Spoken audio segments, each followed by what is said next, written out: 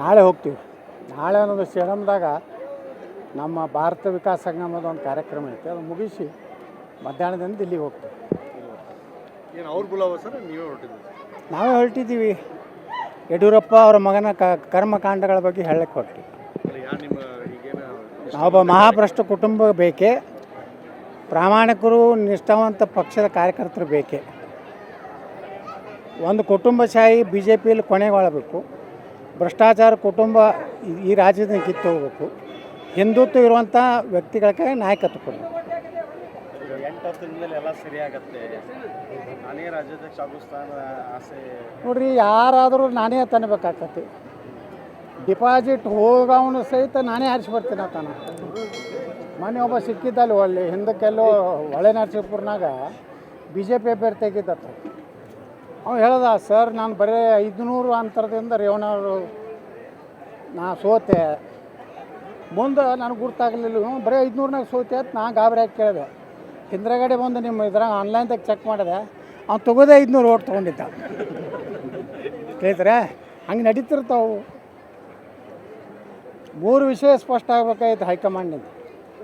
ಭ್ರಷ್ಟಾಚಾರ ವ್ಯಕ್ತಿ ಕುಟುಂಬವನ್ನು ದೂರಿಡಬೇಕು, ಕುಟುಂಬ ರಾಜಕಾರಣದಿಂದ ಬಿ ಜೆ ಪಿ ದೂರಿಡಬೇಕು, ಹಿಂದುತ್ವ ರಹಿತವಾದಂಥ ನಾಯಕತ್ವ ಬಿ ಜೆ ಪಿಗೆ ಬೇಕಾಗಿದೆ. ಸಾಕೀಗ ಯಾರೂ ಹಿಂದುತ್ವ ರಕ್ಷಣೆ ಮಾಡಲಿಲ್ಲ.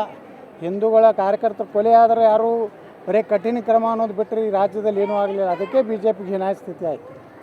ಅದಕ್ಕೆ ಕಾರಣ ಹಿಂದುತ್ವ ರಹಿತ ಕರ್ನಾಟಕದ ರಾಜಕಾರಣ.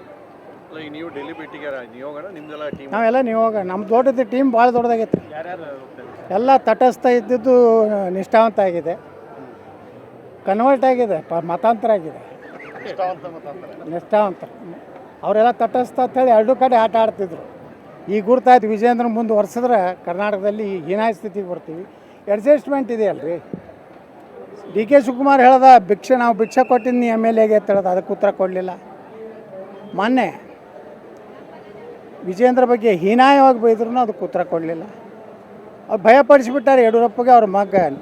ನೀವೇನಾದರೂ ನಮ್ಮದು ಹಗರಣ ತೆಗೆದ್ರೆ ನಿಮ್ಮದು ಪೋಕ್ಸೋ ಇದೆ, ನೀ ನಕಲಿ ಸಹಿ ಮಾಡಿದ್ದಿದೆ, ಇವೆಲ್ಲ ನಾವು ತೆಗಿತೀವಿ ಅಂತ ಹೇಳ್ತಾರೆ. ಈಗ ಅದನ್ನೇ ನಾವು ಕೇಳಾಕತ್ತೀವಿ ಹೈಕಮಾಂಡ್ದಾಗ, ಇಂಥ ವ್ಯಕ್ತಿಗಳು ಬೇಕಾ?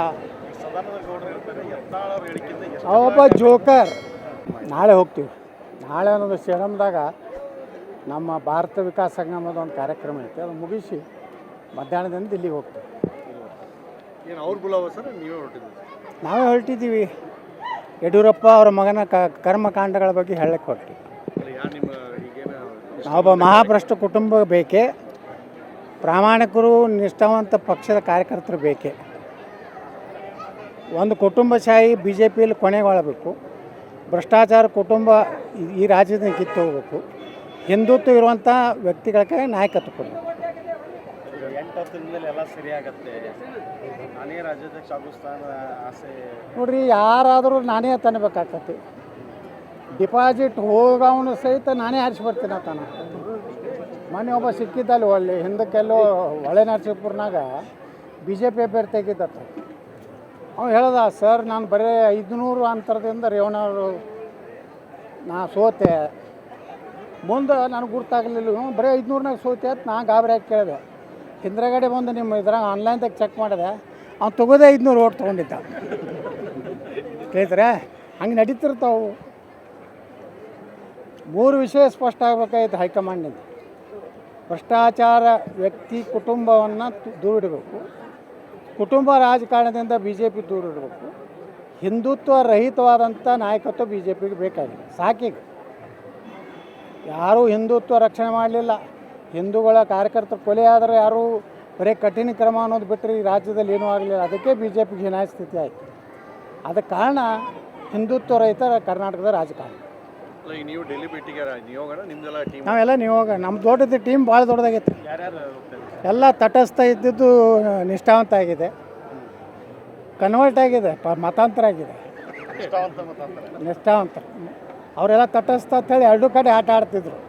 ಈಗ ಗುರ್ತಾಯ್ತು, ವಿಜೇಂದ್ರ ಮುಂದುವರ್ಸಿದ್ರೆ ಕರ್ನಾಟಕದಲ್ಲಿ ಹೀನಾಯ ಸ್ಥಿತಿಗೆ ಬರ್ತೀವಿ. ಅಡ್ಜಸ್ಟ್ಮೆಂಟ್ ಇದೆ ಅಲ್ರಿ. ಡಿ ಕೆ ಶಿವಕುಮಾರ್ ಹೇಳ್ದ, ನಾವು ಭಿಕ್ಷೆ ಕೊಟ್ಟಿದ್ದು ಎಮ್ ಎಲ್ ಎಗೆ ಅಂತ ಹೇಳ್ದ, ಅದಕ್ಕೆ ಉತ್ತರ ಕೊಡಲಿಲ್ಲ. ಮೊನ್ನೆ ವಿಜೇಂದ್ರ ಬಗ್ಗೆ ಹೀನಾಯವಾಗಿ ಬೈದ್ರೂ ಅದಕ್ಕೆ ಉತ್ತರ ಕೊಡಲಿಲ್ಲ. ಅವ್ರು ಭಯಪಡಿಸಿಬಿಟ್ಟಾರೆ ಯಡಿಯೂರಪ್ಪಗೆ ಅವ್ರ ಮಗ. ನೀವೇನಾದರೂ ನಮ್ಮದು ಹಗರಣ ತೆಗೆದ್ರೆ ನಿಮ್ಮದು ಪೋಕ್ಸೋ ಇದೆ, ನೀ ನಕಲಿ ಸಹಿ ಮಾಡಿದ್ದಿದ್ದು ಇವೆಲ್ಲ ನಾವು ತೆಗಿತೀವಿ ಅಂತ ಹೇಳ್ತಾರೆ. ಈಗ ಅದನ್ನೇ ನಾವು ಕೇಳಕತ್ತೀವಿ ಹೈಕಮಾಂಡ್ದಾಗ, ಇಂಥ ವ್ಯಕ್ತಿಗಳು ಬೇಕಾ?